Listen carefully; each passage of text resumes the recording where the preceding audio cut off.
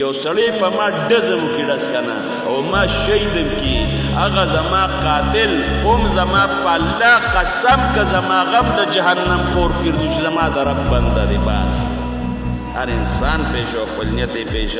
زما ضرور شهادت دی الله په خپل دربار کې قبول او منظور کې او دا چې کوم غم زمون په کور باندې راغی دا دی الله پاک اخیری وګرځي الله دې دا اخیری وګرځي الله دې دا اخیری وګرځي دا پټول مفتی آباد راغی دا پټول تورمزو باندې راغی دا پټول چارسده باندې راغی دا پټول صوبه سرحد باندې راغی شیخ صاحب تاسو د کور انسانو شیخ صاحب تاسو د کلیو تاسو که په سعودي کې بیا چا به ته د کم دی مونږ د شیخ ادریس صاحب د کلي تاسو به مغه یادو لکه سړی چې خپل پلار یادوي الله هم ډېر زیات خوشحاله کا او دا چې کوم خدمتونه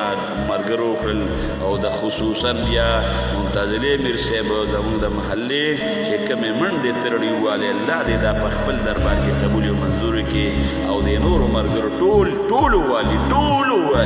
ټول والي دي الله دې په خپل دربار کې قبول او منظور کړي او د دې بدلې دی ول الله په دواړو جهانو کې ورکړي او الله دې زمونږه او د دې خپلې محلې او د تورمزوالو او چارسدوالو بل مابین کې اتحاد نصیب کړي او زمونږ د محلې دا یو څو مشران دي نیاز علي خان پلار دی نهال لالا دی جوهر لالا دی داود لالا دی شبشلق لالا دی نور مشران لاړل